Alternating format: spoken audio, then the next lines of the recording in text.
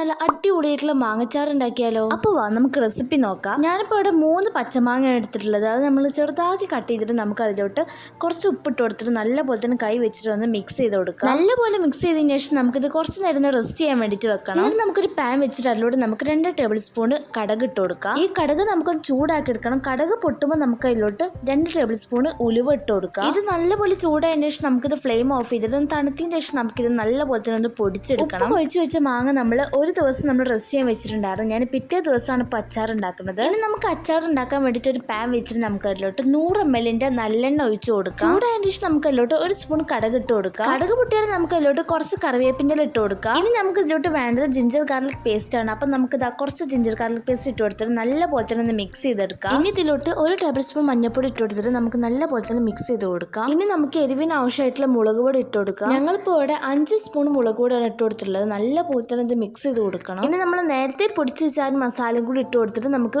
Mix ചെയ്ത് കൊടുക്കാം. ഇനി ഇതിലോട്ട് നമ്മളിത് കായപ്പൊടിയാണ് ഇട്ട് കൊടുക്കുന്നത്. ഗ്യാസ് നമുക്ക് ലോ ഫ്ലെയിമിൽ വേണം കേട്ടോ ആക്കാൻ വേണ്ടിയിട്ട്. ഇനി നമുക്ക് ഇതിലോട്ട് ആവശ്യത്തിനുള്ള ഉപ്പ് ഇട്ട് കൊടുത്തിട്ട് മിക്സ് ചെയ്ത് കൊടുക്കാം. ഇനി നമുക്ക് ഇതിലോട്ട് ഇതാ കുറച്ച് വിനാഗിരി ഒഴിച്ചു കൊടുക്കുക. എന്നിട്ട് നമുക്ക് ഇതിലോട്ട് കുറച്ച് ഇളം ചൂടുള്ള വെള്ളം കൂടി ഒഴിച്ചു കൊടുത്തിട്ട് നല്ല പോലെ തന്നെ ഒന്ന് മിക്സ് ചെയ്ത് കൊടുക്കാം. ഇനി നമ്മൾ നേരത്തെ കട്ട് ചെയ്ത് വെച്ച് നമ്മൾ ഉപ്പൊക്കെ ഇട്ട് വെച്ച് ആ ഒരു മാങ്ങ ഉണ്ടല്ലോ അത് നമുക്ക് ഇതിലോട്ട് ഇട്ട് കൊടുക്കാം. ഇനിയിപ്പോൾ എന്താ നമുക്ക് നല്ല പോലെ തന്നെ മിക്സ് ചെയ്ത് കൊടുക്കാം. അപ്പോൾ ഇത്രയുള്ള നമുക്ക് നല്ല സിമ്പിൾ ആയിട്ട് ഉണ്ടാക്കാൻ പറ്റില്ല ഒരു മാങ്ങച്ചാറിന്റെ റെസിപ്പിയാണ്. കാണുമ്പോൾ തന്നെ അറിയാൻ പറ്റും നല്ല അടിപൊളി ടേസ്റ്റ് ആണ്. അപ്പോൾ നിങ്ങൾ എല്ലാവരും വീട്ടിൽ ട്രൈ ചെയ്ത് നോക്കിയിട്ട് ഫീഡ്ബാക്ക് അറിയിക്കുക. അപ്പോൾ വീഡിയോ ഇഷ്ടമായാലും തൊട്ടടുത്തുള്ള സബ്സ്ക്രൈബ് ബട്ടൺ ഒന്ന് ക്ലിക്ക് ചെയ്തിട്ട് സബ്സ്ക്രൈബ് ചെയ്തോളി. കൂടുതൽ ലൈക്കും ഷെയറും കമൻറ്റും കൂടി ചെയ്തോളി. അപ്പോൾ ബൈ.